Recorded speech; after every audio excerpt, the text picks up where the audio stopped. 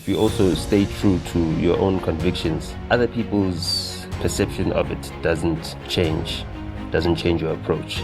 I'm very reluctant to take on advice because I've never seen people that have got the same goals and ideas or even ideals as I do. So if I were to take their advice, then I'd be doing what they'd be satisfied with, and that would never satisfy me. I've never been satisfied with what other people are satisfied with. Now we've got these two new competing frontiers, the podcasting space, the live streaming space, especially the IRL live streaming. That is on-demand content answer to sports and live sports.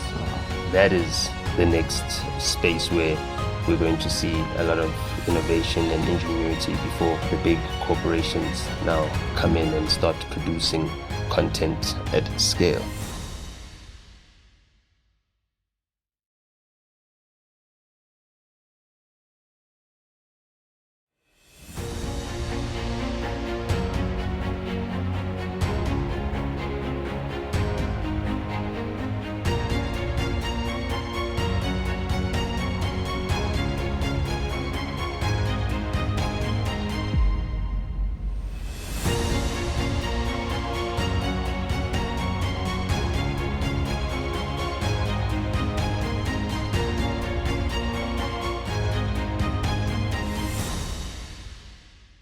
Yes. Welcome back.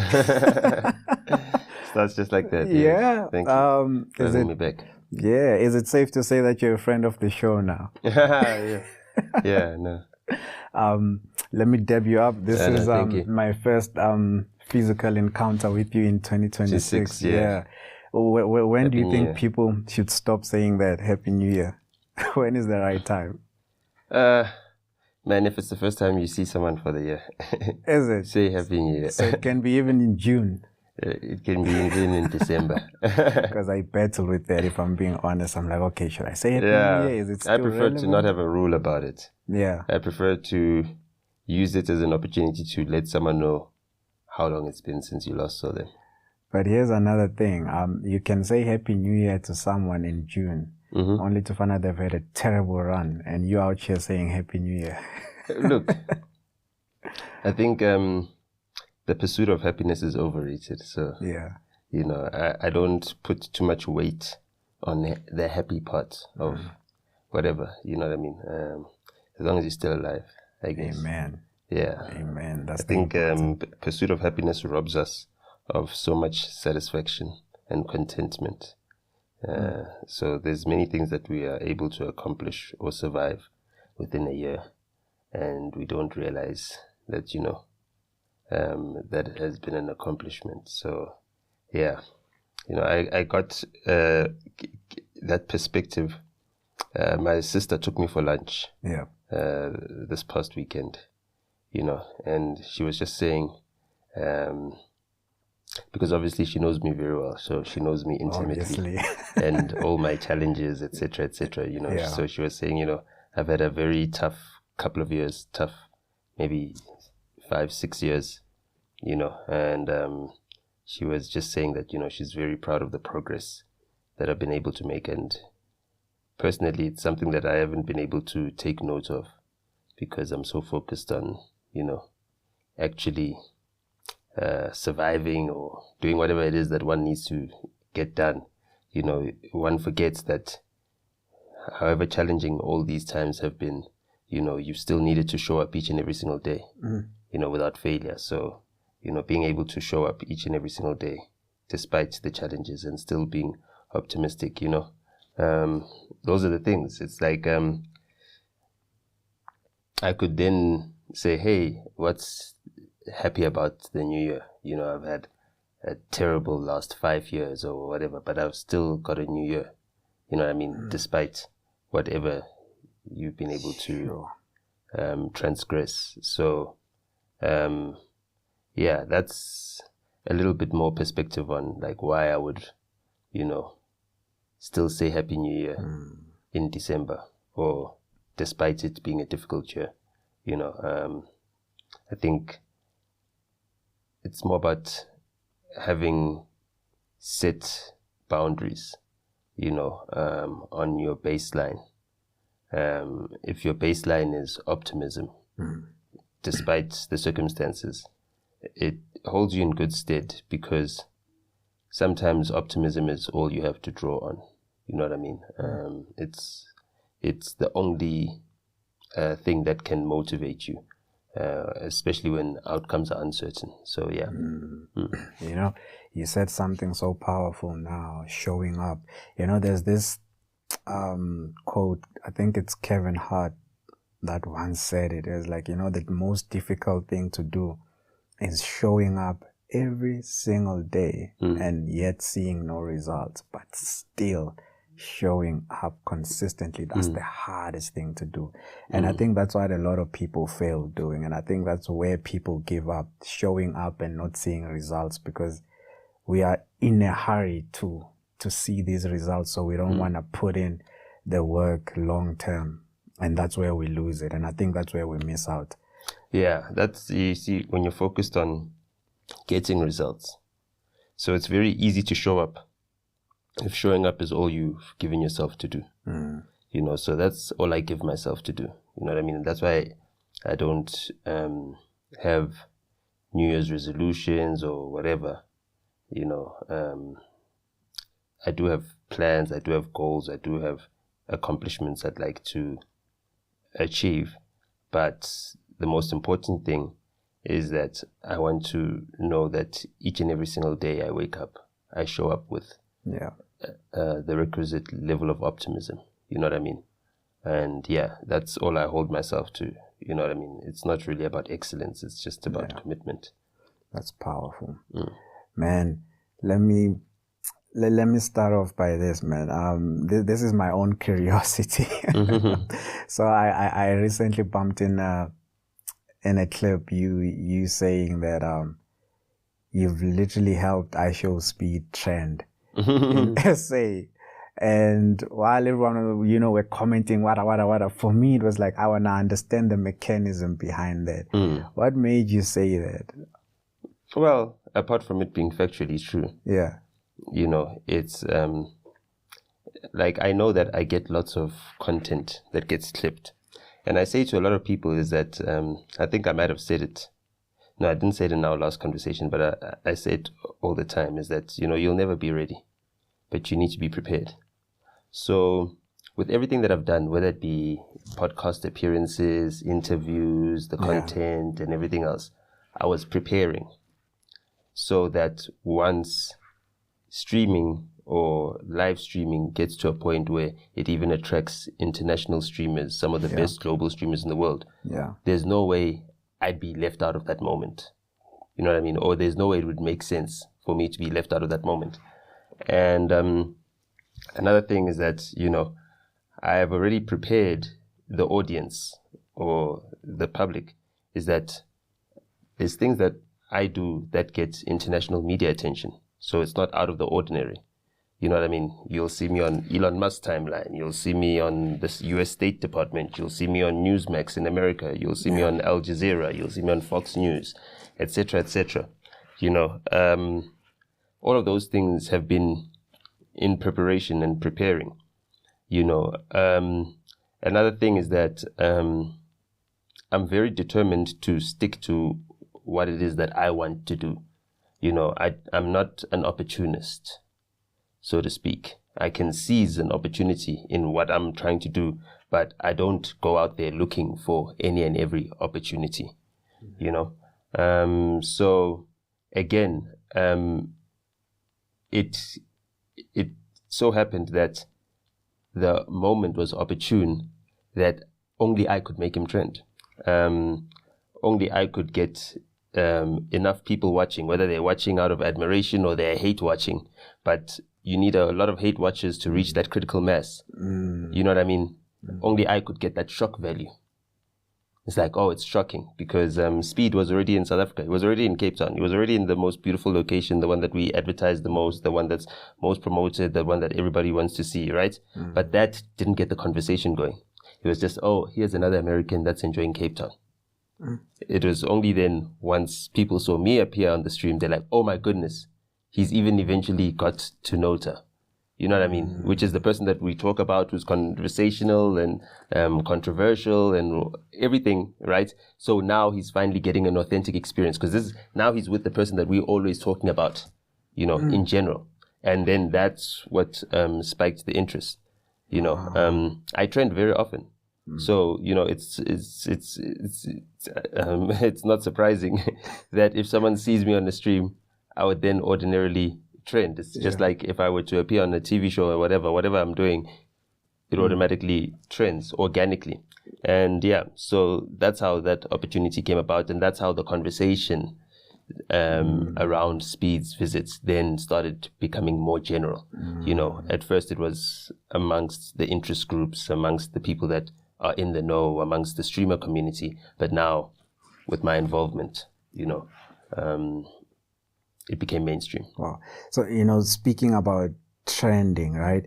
I want to understand that. So when something goes viral, how do you actually judge if this is of value, especially in the content creation perspective? Well, I mean, it's always of value if a conversation is being had by a lot of people. The things that those trends lists can be manipulated. So there are some, you know, let's say contrived engagement that happens where people are now told, okay, post about this, and then enough people start posting about it, it gets picked up on the trends list. Usually you need to judge things by how organic they are. If it's just something that people are talking about organically, or something that people have an interest in organically, and then that's where there's true value. And so I think for me, the goal was as well to understand that the marketing landscape is a competitive space. You know, the PR agencies are all competing to see if they can get their clients the best return on investment. The marketing companies, the brand managers are all competing. And what I did is that I set myself a challenge, and I said that I can possibly use my own, like I could use another brand or whatever, but it would be defeating the purpose, right? I wanted to commodify my brand as a product, right? And then use new media to make my brand the most recognizable, right? And the most spoken about brand in South Africa, like across the board, more than Coca-Cola, more than DSTV, more than Betway, more than anything else, you know, and all organically and without any marketing or expenditure, just throughout like my own self-publicity. Like I would be able to publicize myself. And because I've had success doing it for other brands, especially for artist brands, for musical brands and everything else, like I saw myself as an expert in it. But I needed to prove that value. And that's what I was able to do. So you name it, whatever brand it is, the only way they can get onto the trends list is if they pay. I never have to pay. And I always get on the trends list. I just have to exist. I just need to think of what it is that I'm promoting at the time, and I can get it trending. You know, and that is power that none of the marketing agencies have. You know, none of the publicists have, none of the celebrity brands have. They don't have that power. And that's something that is very difficult to wield. You know what I mean? Like people can't take that. Like I didn't touch my phone the whole time I was at Speed. You understand what I'm saying? I didn't create any content. I just was there on camera. And all the work that I've done to make my brand conversational then just kicked in. You know what I mean? So I was ready for the moment because I was prepared. Not because I readied myself. Wow, man.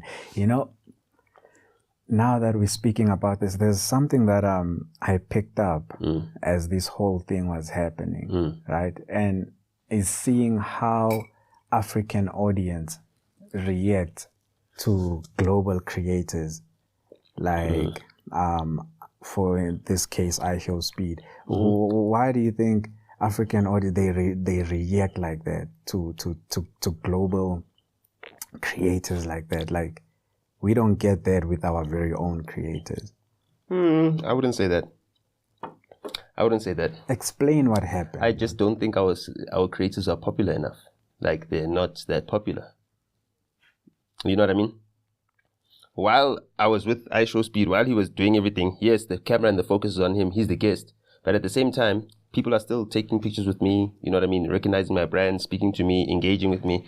So I didn't feel as if like I was walking around with someone who's a big star. You know what I mean? I knew that to these people, I'm much more well-known than he is, right? But he's a guest and he's leaving and they want to give him an experience, right? And he's also got a big platform. They understand the power of the platform, that it can market them, market their businesses. You know, we've seen lots of South Africans get viral success because they were endorsed by an international star. You've got a singer like Naledi Apiwe. Her career was started because she was reposted by Chris Brown, given $10,000. Even got to meet him when he came to South Africa for his tour. She's a big star right now. You know what I mean? Because she got that international attention and that international platform. So people understand the value of being part of global content moments.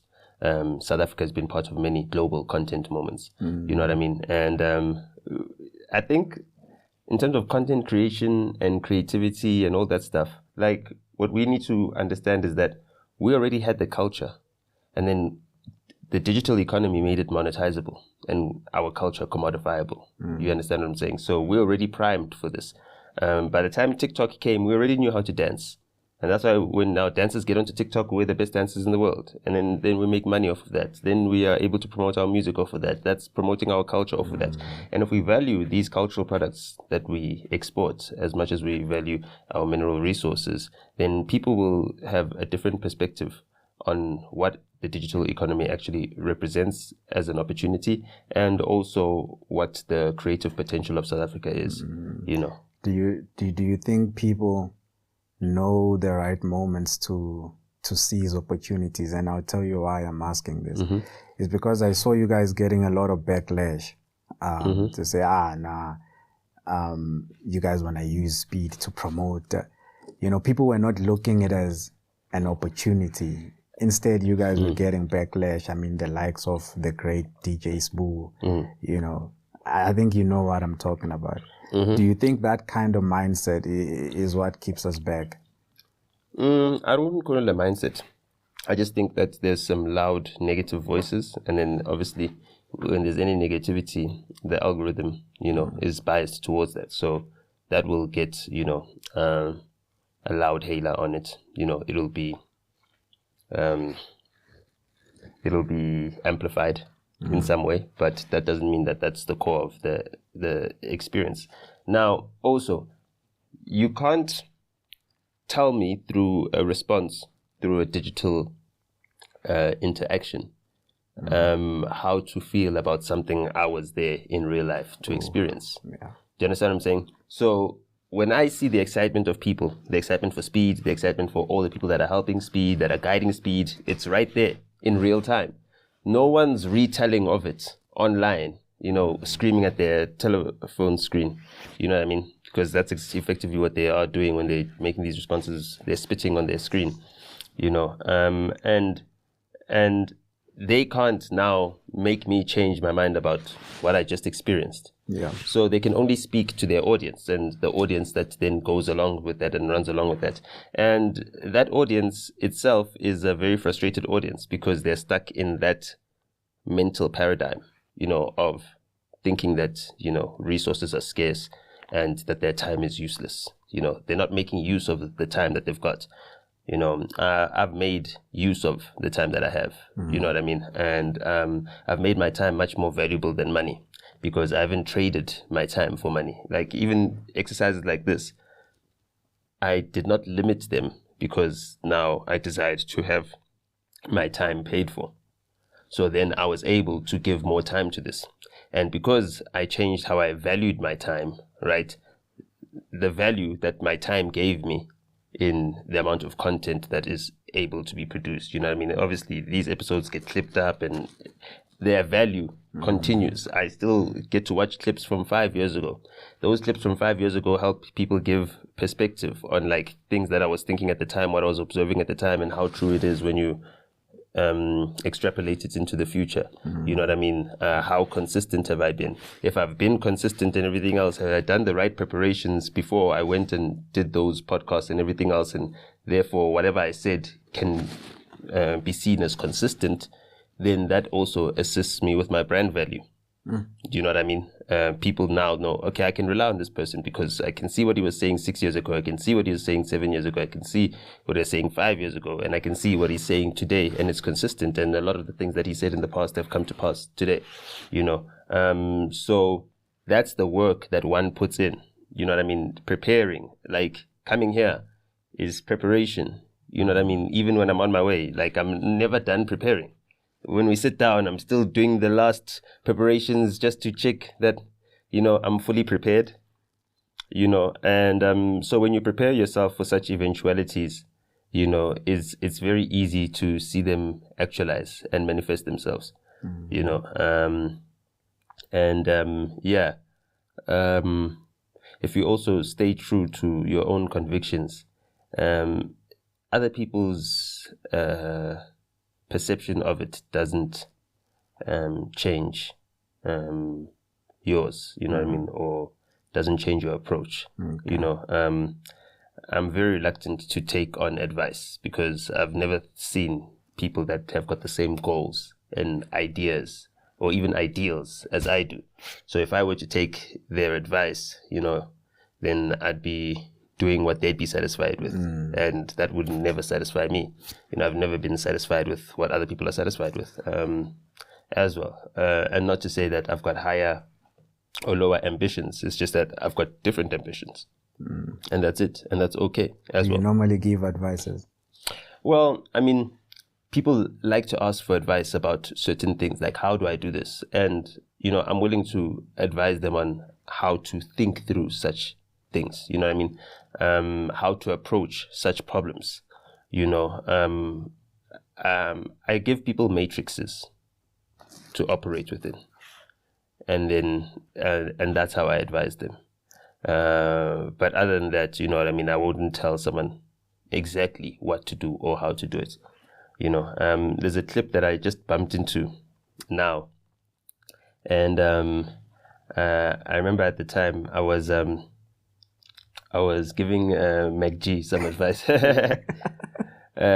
on his podcast because, you know, he had just gone through, you know, a challenge as well.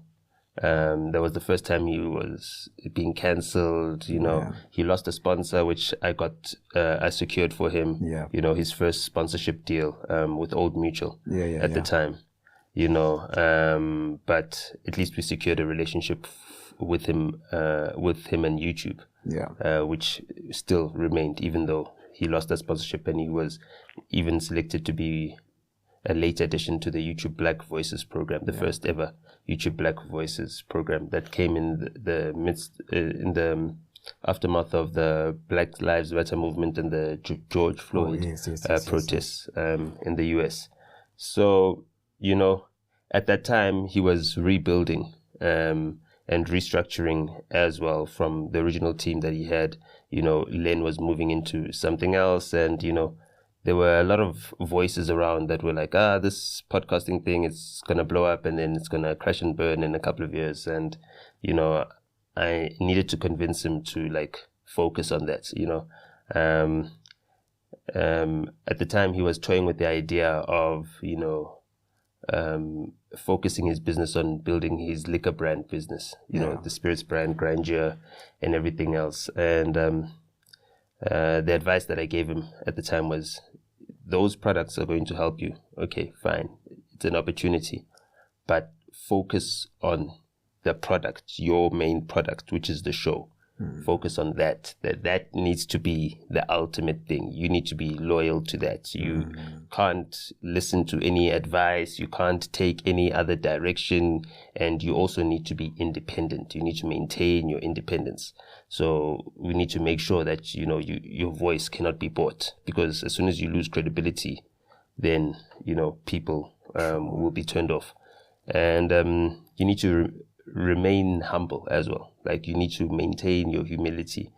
No matter how successful you become, you need to maintain the persona of, a curious, childlike, unthreatening personality with, a quirky curiosity. And that was the main thing. Just make him focus on doing that, and then everything else will then eventually fall into place, and the opportunities will then materialize themselves, and that was able to be maintained, and he was able then to become a pioneer in the space. Even though there were other people that did it before him, there was none that were doing it like him. Yeah. You know what I mean? True. And consistently like him, and then also growing and helping him become a platform as well. Many shows, many careers have been launched from his platform as well.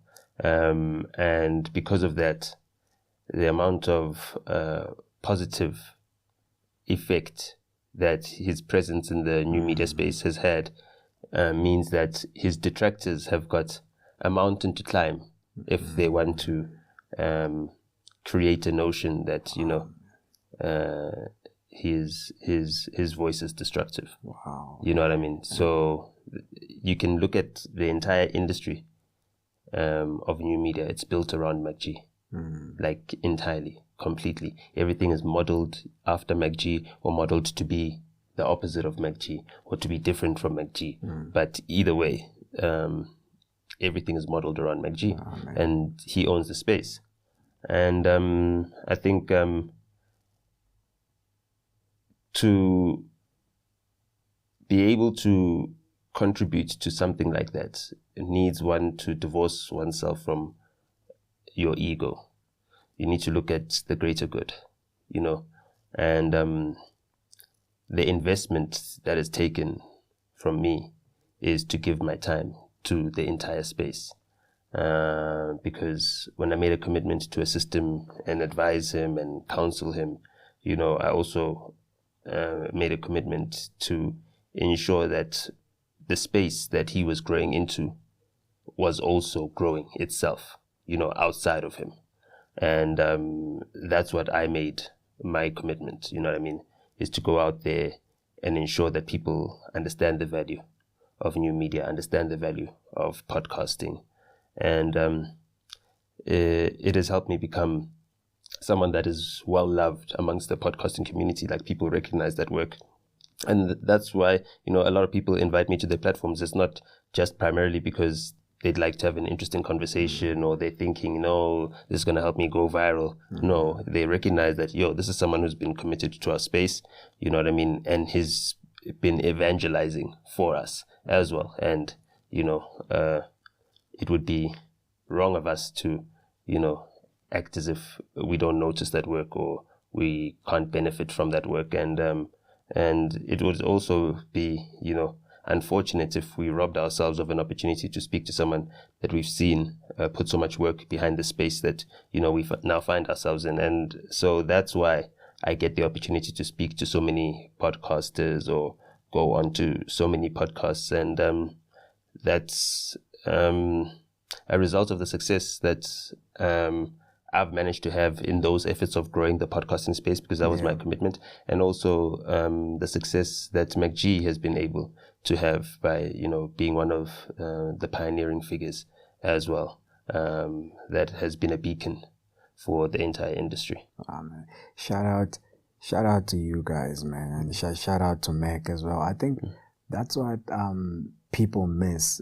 You mentioned something very powerful here, to say a lot of careers have been launched, and successful ones, and job opportunities, stuff like that. So we kind of overlook that, and sometimes we focus on other negative stuff and overlook the good, so shout out, man. Shout out also for you to contributing to the space. And that's why I said at the beginning that, are you a friend of the show now? Yeah, no, I'm a friend of every show. Yeah. I'm a friend of the space. You know what I mean? it's not easy. There's always opposition, you know.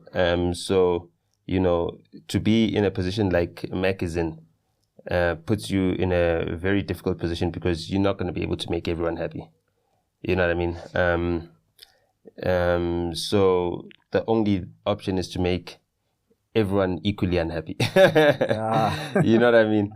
Since you can't make everyone happy, you know, and so there'll be a lot of opposition, and to wear that is difficult as well. You know what I mean? It takes a lot to know that, when you go outside, someone might say something that, you know, is untoward or whatever the case may be, or, you know, you might encounter some tension, or, you know, because people make assumptions. They judge you on who they assume you to be and not who they experience when they meet you. You know what I mean? Most people won't ever get to meet you, especially with the internet. You know what I mean? You've got audience of millions of people, and you won't even meet 0.1% of them personally. Yeah. You know, and so that becomes difficult. It's burdensome. But seeing the results of it, seeing how much the space has grown, seeing how much the space has developed, you know, it's been worth it. This year is another election year, and, you know, the cycles go into election years. Last year, or the year before last, 2024, podcasts were everything when it came to the elections. You know what I mean? But also live streaming came in and showed itself, with Aiden Ross doing that Donald Trump live stream. That also broke into a new frontier. Now we've got these two new competing frontiers, you know, the podcasting space, the live streaming space, especially the IRL live streaming, you know. That is on-demand content's answer to sports and live sports, you know. So that is the next space where we're going to see a lot of innovation and ingenuity before, you know, the big corporations now come in and start producing content at scale and start acquiring all the smaller players. So that's where the innovation space is. And I always try to find myself in the next frontier. Yeah. You know, so I was deeply embedded in the podcasting space. Yeah. When that was the new frontier, you know, so now I'm transitioning into the next frontier. I've seen you in a couple. yeah, but learning the space, you know what I mean? I took the time to learn the space, to appreciate, to go around within the space, you know, doing some of the same things I did within the podcasting space, but figuring out how to add value. You know what I mean? How do I bring my value to this space? Yeah. You know what I mean? So that's the thing, is that if you prepare, you build the value, you can bring it to different spaces. You know what I mean? And I don't see myself as, you know, an entrepreneur. I see myself more as an artist. Yeah. And that's the thing, is that an artist names his price. An entrepreneur is dictated to by the market. You know what I mean? So if you're an entrepreneur and you're going to be in shoe sales, you have to look at what your competitors are pricing their shoes at. If you're Picasso, you say what you want to sell your masterpieces at. You know what I mean? And that's that. Otherwise, you sit in your studio and you wait until someone who's got the sense to understand your value gives you the right compensation for your work. Jesus. Nota, do you think like traditional media is in danger, looking at this new age that we're in, dominated by the algorithm? Look, I always look at the worst extreme, right? So if I look at the slop that's in traditional media right now, traditional media is in complete danger. Wait, it is in complete danger? Yeah, the slop that's on traditional media right now, traditional media is in complete danger, because it's very easy to synthesize You understand what I'm saying? I could program 94.7, right, with AI completely. I could put AI voices there. You know what I mean? The personalities have got no life outside of the station or the listenership on radio, right? Same thing with television. The personalities have got no life outside of, you understand? With live sports, it's different because it's got, team dynamic, it's got competition dynamic, and it's right there in your face. It's got a life outside of the sport. You know what I mean? You like, let's say, you don't have dedicated reaction channels reacting to TV series anymore like you used to. Like the first things that were popular on YouTube was like, the latest Sex and the City episode came out. What do we think about this? And then the blogger would talk about what they saw on Sex and the City. No one talks about that right now. What do the bloggers talk about? They talk about things that are happening in real life with social media personalities. That's reality. It's unscripted. So reality shows are scripted now. So even the reality shows are not real.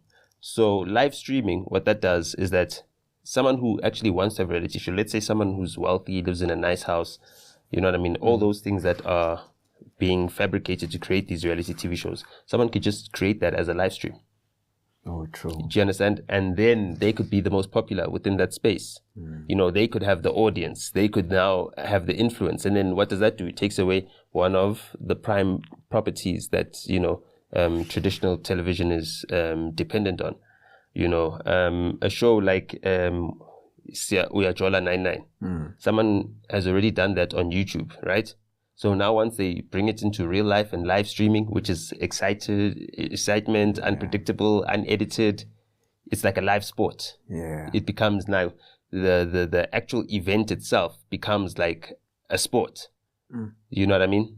Which is what we were able to experience with speed. You know what I mean? The actual event of experiencing speed is like a sport.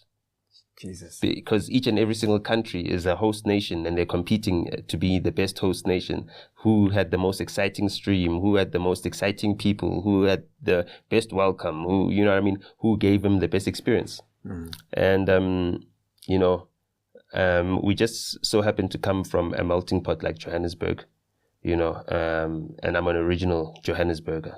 My ancestry in Johannesburg was established prior to there being a Johannesburg, and it is continued as well. So I'm entrenched in being part of the city. When people say people from Joburg people, they're referring to me. The people that live in Joburg now outnumber the people from Joburg.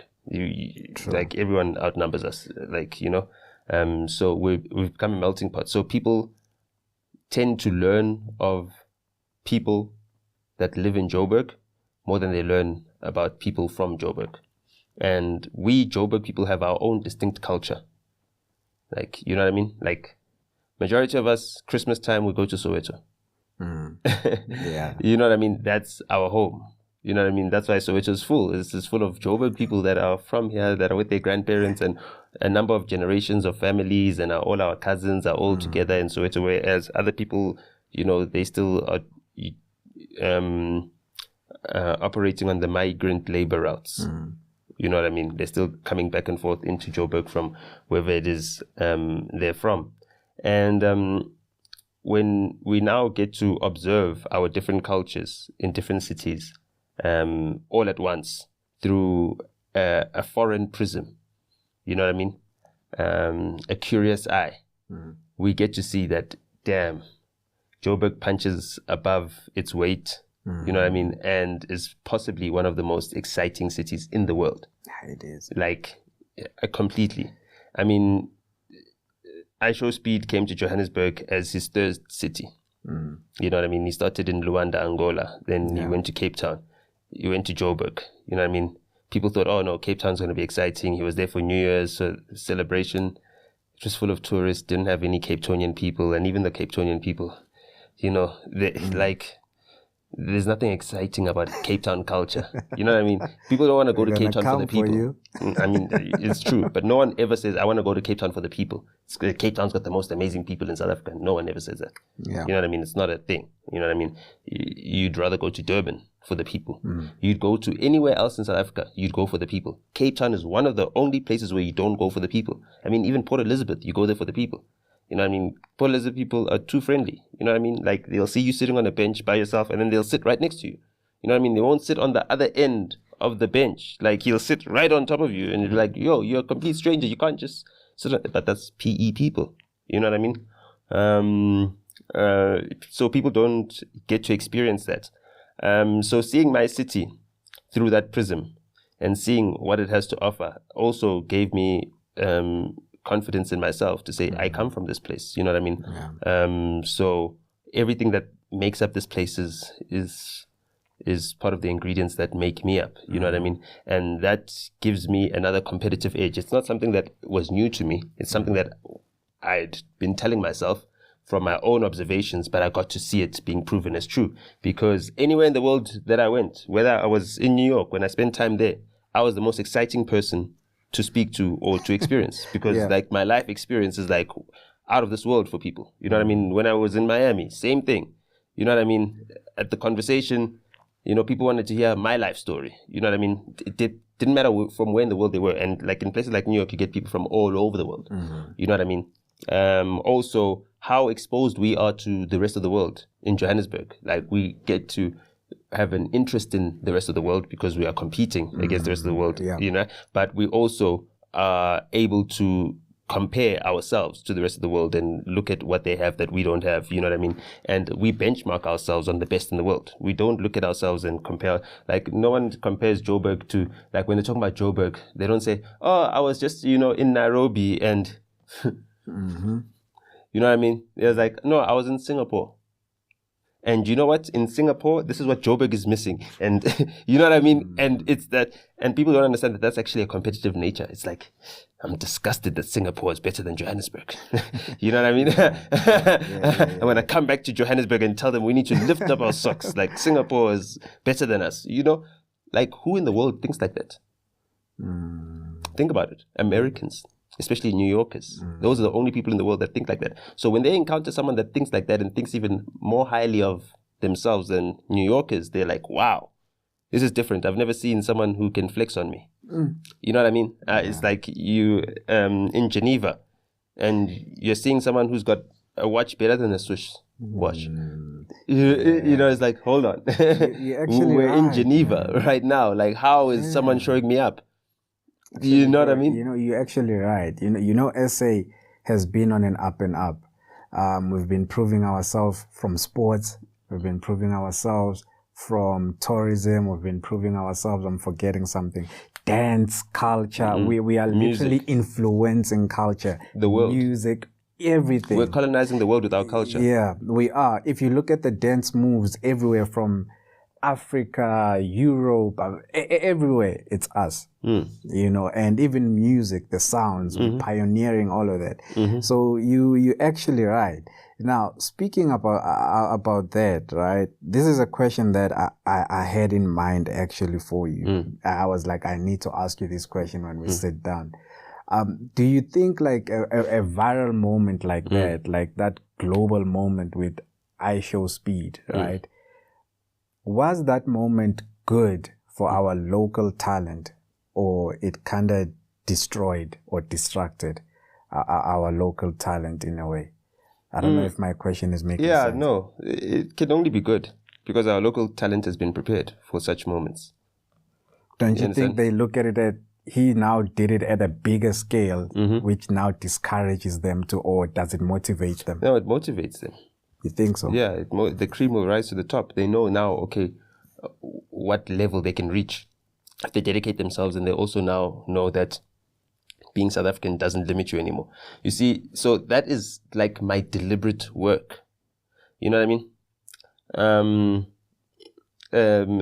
Like I told you, I'm sure you've seen now that clip of me interviewing 50 Cent at the press conference in 2008, right? I did, yeah. Yeah, so... And we actually spoke about it in our first episode. Yeah, that's we spoke about. And the deliberate plan from that conversation was to actually achieve that, to make South Africa so valuable that their content creators, their musicians, their influencers, their athletes need to collaborate with our athletes to gain, the attention of the global masses, because people are interested in what's coming from South Africa.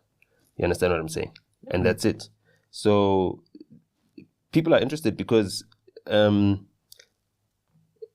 Speed was making all these African countries compete, which is the best industry. And two things happened, a good thing and a bad thing.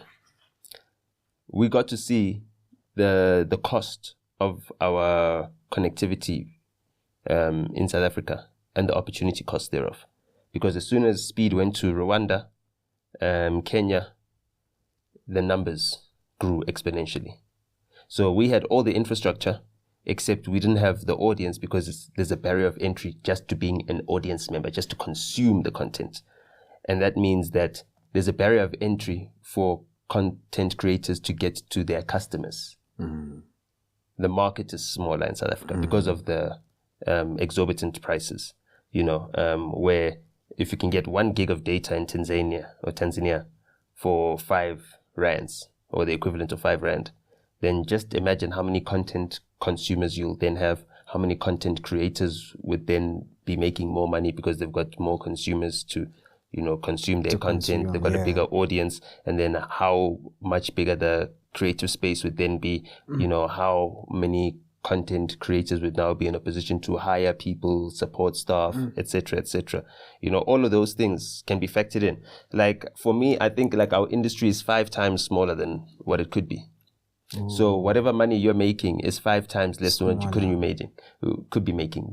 Whatever opportunities you're creating are 5 times smaller than what you could be making if we had, 5 times less cost to upload or to download. That's a powerful When we record this episode, do you ever price in the upload costs of an hour's worth of content or 2 hours worth of content? How much data does that use? How much does those upload costs now make you think about uploading? Now with AI, yes, you can make more content quicker, right? But how much data does it cost to make that content with AI? And now we're competing in the space. Speed made us all compete as African countries. The AI content creators that are going to be working in Kenya, Tanzania, and all those East African countries where data prices are 5 times less than in South Africa, how much more are they going to get out of it? Already, the musicians are already feeling it, because the musicians in Tanzania, they're making much more off of YouTube than South African musicians are making, even though South African musicians are making better and bigger music. You know what I mean? And you can hear that by how much South African music influences Tanzanian music and how popular music is in Tanzania.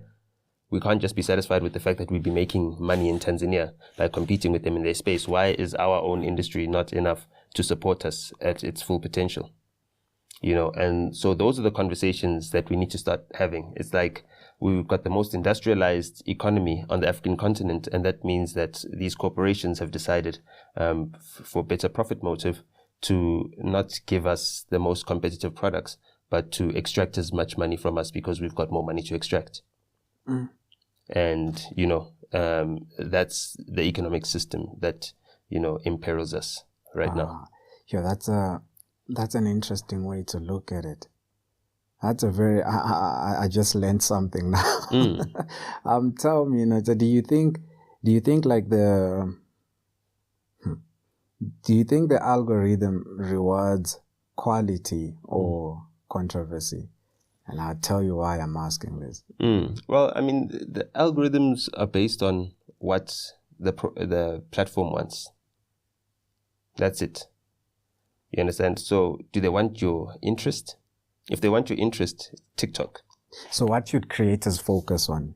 Quality? Understanding the platform where they're distributing their content. Because you need to make it to optimize, like the user experience. Because that's how apps are created, to optimize the user experience. What is the user experience? The user experience on Spotify is that you can listen to all your favorite songs. You know what I mean? That's it. That's the user experience. So the person who's making music for Spotify needs to make sure that they are making the listener's favorite song. That means that you need to compete with all the music that's been released and all the music that's being released, and you need to make people's favorite song. You need to beat their favorite song. If their favorite song was Drake Hotline Bling, you need to make a song that's better than Drake Hotline Bling for that audience, and then they'll like that song more. you understand what I'm saying? And that's how you optimize for it.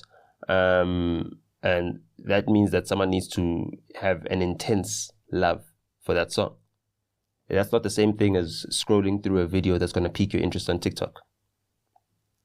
You understand? A video that's going to pique your interest on TikTok is something that you are able to consume quickly, you know what I mean? And you don't need to think too much, and you can get an instant reaction or gratification. See, that makes you laugh, it makes you smile, it makes you think or ponder something, and then you can move on to the next thing without having hang-ups about the previous thing. And that's why you're able to go through the content. So you need to understand the actual platform, what you're trying to get out of the platform, and then you understand. So that's why I understand the dynamics.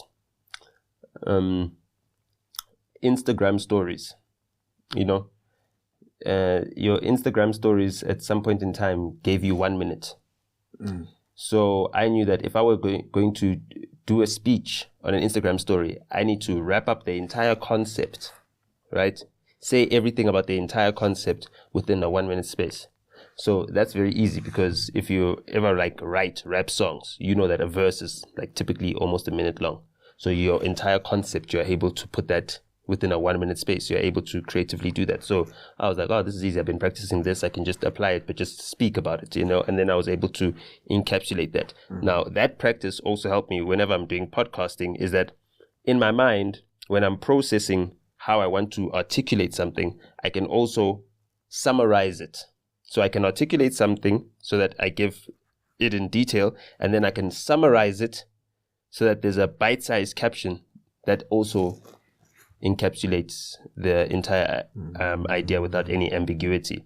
So those are skills. These are things that you need to learn. You know, you need to practice. And how do you practice it? By making more and more content, you know, getting into the space where you're making so much content that the content itself, you know, becomes a training module. By consuming it, you are also consuming it, trying to improve upon your content creation. So your textbook is all the previous content that you've done, and you now refine it. You know what I mean? In basketball, if you're shooting free throws and you're practicing, it's about the small minor adjustments that it takes to get it in the hoop. You understand? You're making all those small micro adjustments, and you can only get those through repetition. And you need discipline to repeat a process strong enough for it to become part of your muscle memory. Man, that's so good. Because the reason why I'm asking this, man, is that yes, we're in a space where now, like, this digital media content creation it's growing in SA, right? And you would see people struggling with packaging. And that's why I asked, like, should people focus on quality or controversy? Like, what's going on? Should people focus on content or community? Like, what? Or do they go hand in hand? Because it's like you have this, you spend time producing this masterpiece, and then just for you to deliver it, and then it doesn't get the recognition or the audience you want. So people start asking themselves, where are they going wrong? Why is my thing not popping? Why is it not, you know? So that's why I'm asking to say, like, are we missing the packaging element of it? Or algorithm rewards more controversy?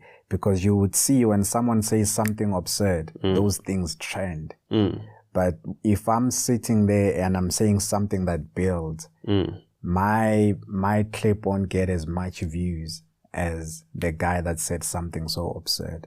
Well, I mean, that's the thing, is that it's about engagement also. It's about content that drives engagement. So all of these platforms, well, apart from like your Spotify's and stuff like that, they're not really about engagement, because they don't really care too much about people commenting and liking, etc., etc., except for getting reviews and recommendations.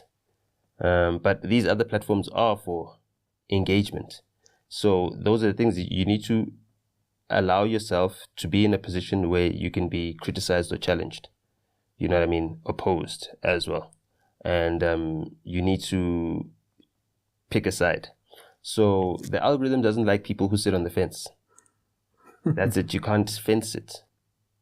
You understand? You need to take a position, right? And then you either need to defend that position or be persuaded otherwise, you know, and you need to be open for that dialogue and that discussion. And that's just how the consumption of media has been polarized. You know what I mean? We've got a polarized perception of everything. It's either on the left or on the right. It's either hot or it's cold. It's black or it's white. You know what I mean? And because we contrast everything, and we are more prone to making comparative analyses other than, you know, making objective observations. You know, we don't look at something and try to dissect what it is. We view something in comparison to something and try to measure its effectiveness or appropriateness, you know. So that's something that you need to have the presence of mind to understand, right? And then you need to then figure out how you're going to get your message across and reach out to the community that you're trying to create, because it's about creating an audience, you know, creating a community. And once you understand the audience that you're going for, you know exactly what to do to get engagement out of them, you know. And yeah, that's what people should be focusing on. And the community, the value of the community is the just reward for whatever work you're putting in. So, I mean, if you're building in something constructive, you know, your community is going to be a very valuable community that can assist you to build. If you're building something destructive, the community is going to be only useful in destructing. You know what I mean? And you are able to see which communities are constructive and which communities are destructive. And yeah, the constructive communities always win because they're building something. You know, even if there's destructive communities, the constructive communities can shield themselves by building in better ways. You know what I mean? And they then make the destructive communities an asset to themselves because they're able to test themselves against the destructiveness of the opposing force, you know, and that's how they're able to better prepare themselves. You know what I mean? There's earthquakes in Japan, lots of them. Yeah. Yeah, but we don't hear about buildings falling. Yeah, that's powerful. You know, I want to touch on something. I don't know if to say it's sensitive or what, but this AI era that we are in, I don't think it's coming. I think we're already in, and it's just growing. Yes, it helps us facilitate certain things, right? But should we really be excited for this era, man? Because I feel like, and I'll tell you why I'm saying this, I feel like there's a lot of things or human interactions that are going to be replaced by this thing. Now we just recently spoke about the podcasting space, music and whatnot, that AI can really replace that. So is it something that we really should be excited about? Or we should be cautious about how deep we develop this thing? I think it's a distraction. Yeah.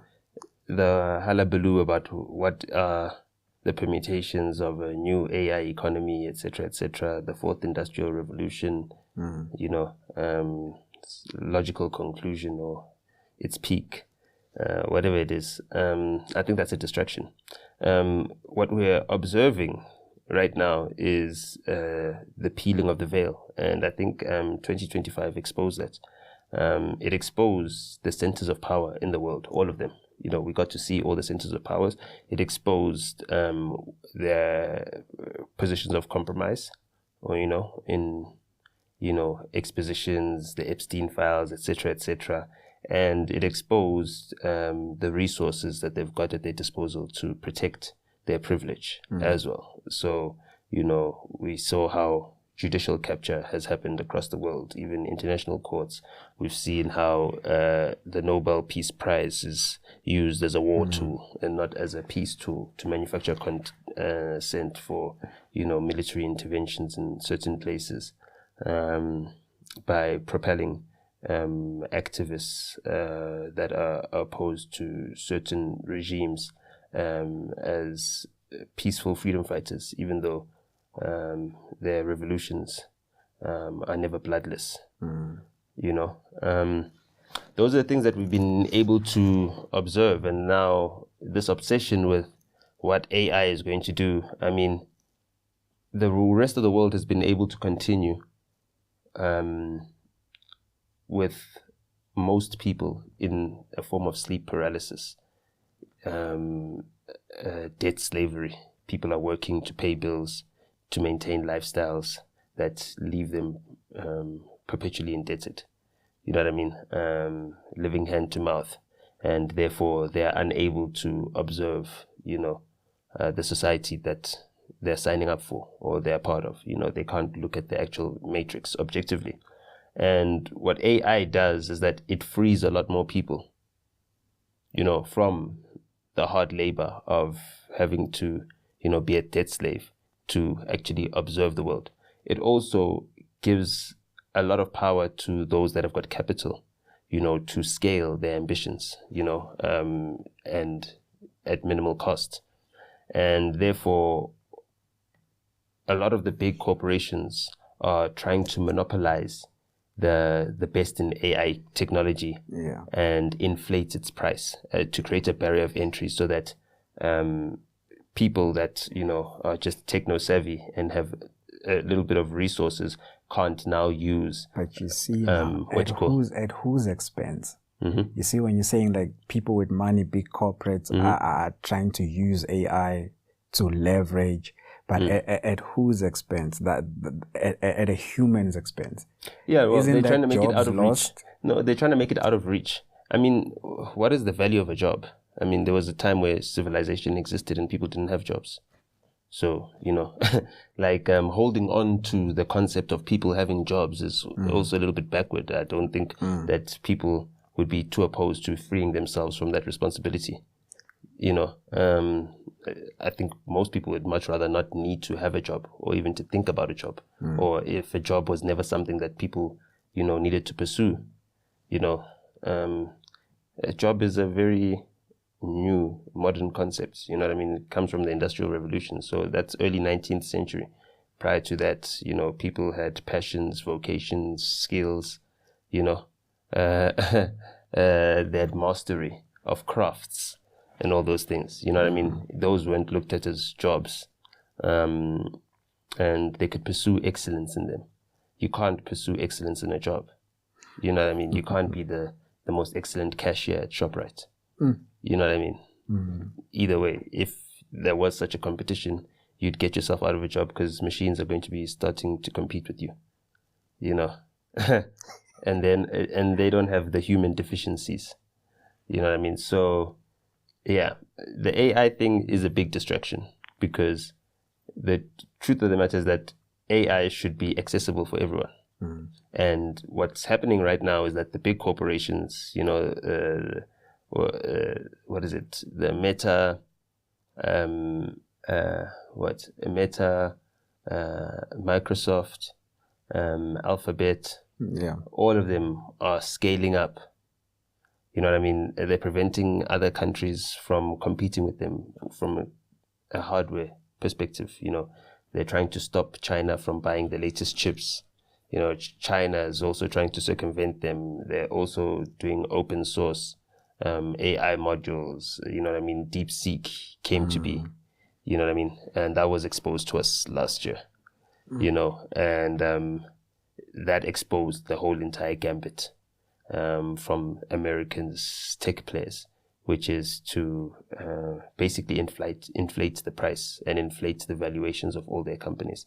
So right now, NVIDIA is the most valuable company in the world because it's got a geopolitical purpose. As long as we can say that NVIDIA is the most valuable company, then it can sell its chips at the highest price. It can also have the capital investment in its operations so that it's able to scale up its manufacturing and its research and development into new superior technologies. And therefore, it acts as a non-state state actor because the United States is competing for tech supremacy globally. right? And Nvidia competes on the United States' behalf against countries like Russia, China, Brazil, and India. That's a master class that you just gave there. That's a master class that you just gave there. Look, man, and I always appreciate that. That's why, like, I'm always excited to have you here, because I know that there's a lot that we can get out of you. And if there's one thing that I'll tell you that I've been observing lately, and especially on the comment section, is at least after we did that first episode I did with you, it kind of like people had that switch to say, nah, man, there's a lot from this man. This man has a lot of information that we can learn from. And for me, that was beautiful to see, you know, because people were realizing that, nah, man, there's actually a lot more to Nota than we think. Because for those who don't really know what you've done for the industry and your work, they see you as someone who's just controversial and whatnot. And, you know, they don't understand how deep you can get. And for me, that's what I always try to shine whenever you come to this platform, to say, I want people to also see how deep you can get and what we can extract from you. You know, so I appreciate that. So what are your final thoughts on looking at the entertainment space, media space, holistically, taking into account what we spoke about, the AI, the algorithm? What's your final thought about this whole industry, and also looking at the content creators? What is it that we can leverage off from this new era that we are approaching, or that we are in already? I think we just need to think about access and accessibility. You know, we're the most electrified country on the African continent. You know, over 97% of our people have got access to electricity. You know, access to broadband, we're up there with the top countries on the continent. I mean, it's easy for Egypt to outcompete us. They've got 100 million people living along a river, you know, in the middle of a desert. So, that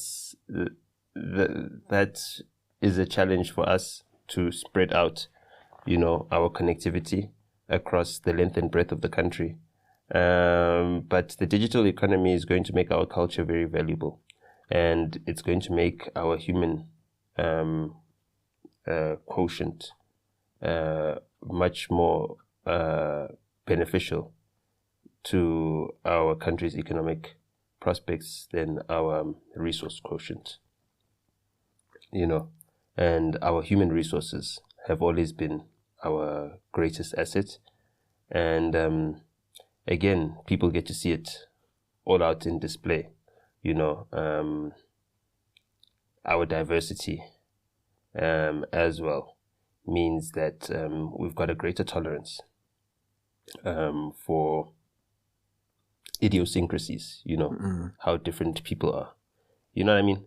It's like when you see like a Hindu Bali, you know, dressed in his traditional attire, just walking around in the streets in South Africa. It's like, you don't bat an eyelid, because it's like, okay, yeah, that's just, you know, a Hindu Bali walking past, you know what I mean?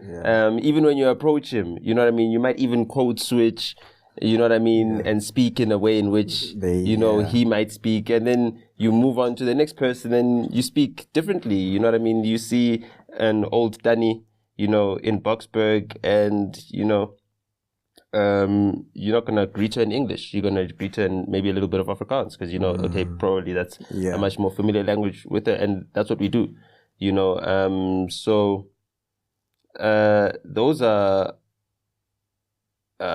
skills that you learn, and you don't even notice that you're learning how adaptive we can be. And being adaptive holds us in good stead no matter what changes come about in the world. You know what I mean? I have faith in South Africans to be able to adapt adapt and make the best out of the new dynamic. Resilience is also another quality that we've got. We've survived a lot as a people, so I have faith in us being able to survive even in the toughest conditions. You know what I mean?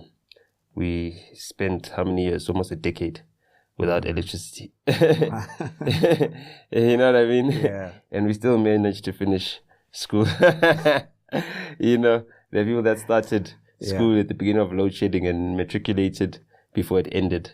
Wow. You know what I mean?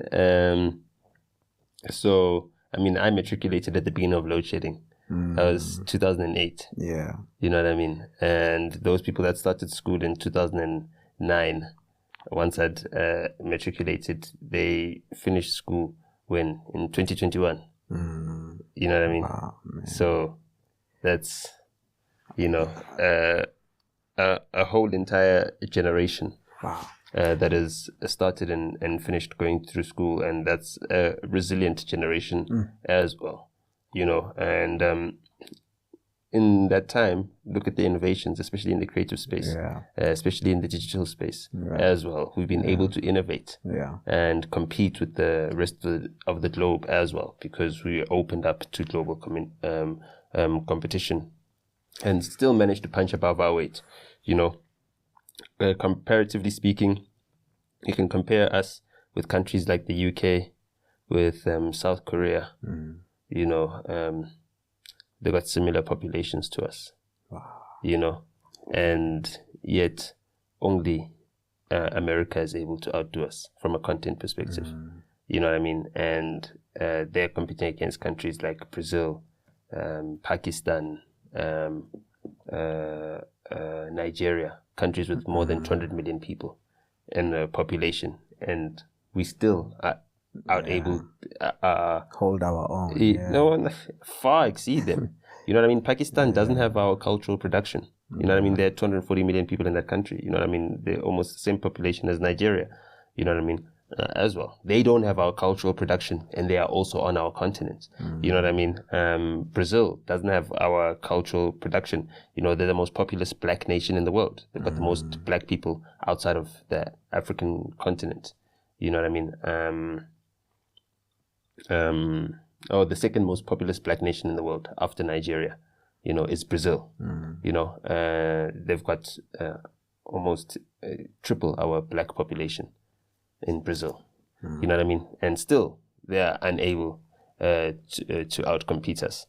And then you look at our diversity, and then look at all those other comparative countries. I mean, the United States might be diverse as well, but they aren't able to compete with our cultural production. You know what I mean? The source of their cultural production, comparatively speaking, a population of under 50 million African Americans, which is the source of most of their cultural production, the African American community, compared to our almost 52 million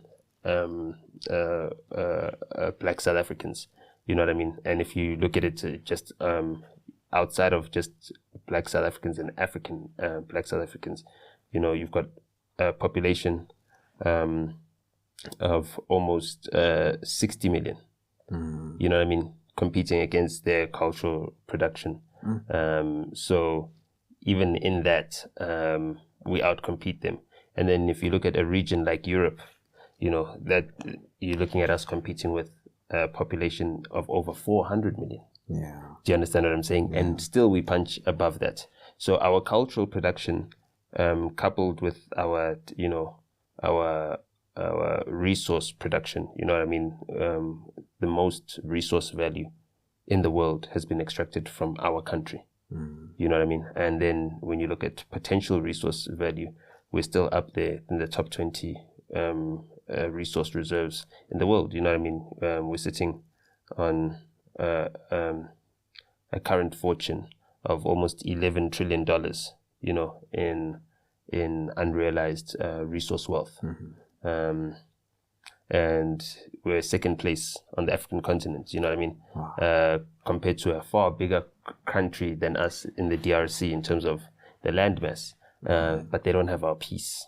They don't have our industrialization. And also, they might have much more resource potential than us, but the potential to extract those resources, you know what I mean, and commodify them is far less than us, and has been throughout their history as well. So they don't have that as too much of an advantage against us. So those are the things that put South Africa in good stead. And then that is the reason why, superpowers like America want to challenge us and undermine us so much, and undermine the public's perception of us, because they understand that South Africa is the next global superpower. And it doesn't take a great population for us to be a global superpower. The United Kingdom was a global superpower as well prior to, America, and it was able to maintain that. And they don't have two oceanic hemispheres that they control like we do. America is challenged by China in the Pacific, and then they're challenged by Europe and Africa in the Atlantic. Us, we've got the southern Indian Ocean, the southern Atlantic Ocean hemispheres all to ourselves. We've got no rivals in that space. You understand what I'm saying? So anything below the equator, right? That's Brazil included, right? Brazil does not dominate the Pacific. On the other side, it doesn't even have that. There are other countries, the Chile, the Argentinas, that have the Pacific on that side, and then they don't dominate the Atlantic. We dominate our two southern hemispheres. Australia is not competition for us. You understand what I'm saying? That's something that we need to also understand why we are such a targeted country.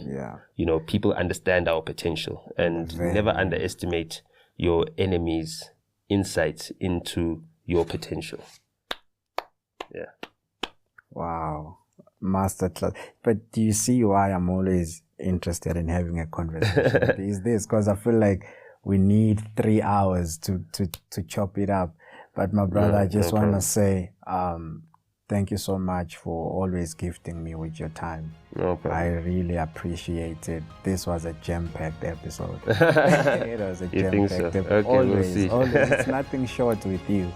And to you, our audience, if you really enjoyed this conversation, if there's something you've learned, please do comment, like, share it.